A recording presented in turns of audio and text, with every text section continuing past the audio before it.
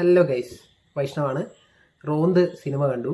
Written and directed by Shahi Kabeer and produced by Vineeth Jain, our favourite Dileesh Pothan and Roshan Mathews. ഇതൊരു പക്ക ഒരു സിനിമയായിട്ടൊന്നും നമുക്ക് തോന്നില്ല. ഒരു പക്ക റിയലിസ്റ്റിക് ആയിട്ടുള്ള ഒരു രണ്ട് പോലീസുകാരുടെ അല്ലെങ്കിൽ ഒരു പോലീസ് സ്റ്റേഷനിൽ ഒരു രാത്രി എങ്ങനെയാണ് നമ്മൾ കാണുകയാണ്. ഈ രണ്ട് പോലീസുകാരോടൊപ്പം റോന്ത്, പേര് പറയുന്ന പോലെ നമ്മൾ പട്രോളിങ്ങിന് പോവുക. അതിലവർ ഒരുപാട് ഇൻസിഡൻസ്, നമ്മളൊരു ആക്ഷൻ ഹീറോ ബിജു വൈബ് പടമാണ്. ഒരുപാട് ഇൻസിഡൻസ് അവർ കടന്നു പോകുന്നു. കുറേ ചെറിയ ചെറിയ പല ഇൻസിഡൻസ് ആണ് അതിൽ കൂടി പോകുന്നു. അത് കഴിഞ്ഞ് പടത്തിന്റെ എൻഡ് എന്താണെന്ന്, ക്ലൈമാക്സ് എന്താണെന്ന് കാണിച്ചിട്ടാണ് പടം തുടങ്ങുന്നത്. ആ ക്ലൈമാക്സിലേക്ക് അവർ എങ്ങനെ എത്തുന്നു എന്നുള്ളതാണ് ബാക്കി പടത്തിന്റെ കഥ.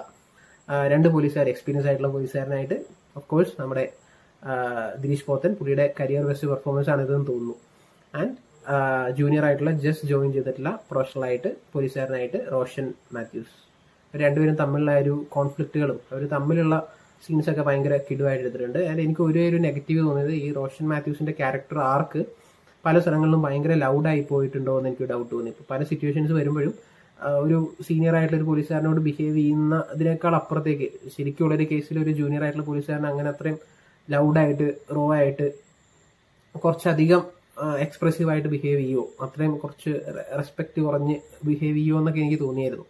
ചിലപ്പോൾ ആ ക്യാരക്ടർ ആർക്ക് കൊണ്ടുവരാനും ഒരു ക്ലൈമാക്സിലേക്ക് എത്തിക്കാൻ വേണ്ടിയിട്ട് ആ ഒരു ക്യാരക്ടറിന് അങ്ങനെ ഒരു ആർക്ക് കൊടുത്തതായിരിക്കും.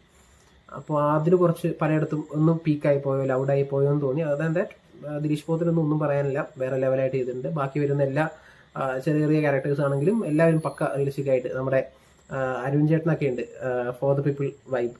മുപ്പര് ഇതിൽ പക്ക ഒരു സ്റ്റേഡി ആയിട്ടുള്ള ഒരു ക്യാരക്ടറാണ്. ഫോർ ദ പീപ്പിൾ പോലും ഒന്നല്ല, മൊത്തം ചേഞ്ച് ആയിട്ടുണ്ട്. ആൻഡ് ഇറ്റ്സ് ഗുഡ്, നല്ല രസമുണ്ട്.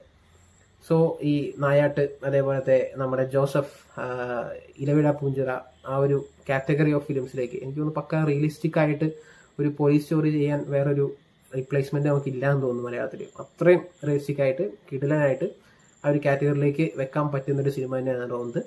ആൻഡ് 2 മണിക്കൂറേ സിനിമയുള്ളൂ.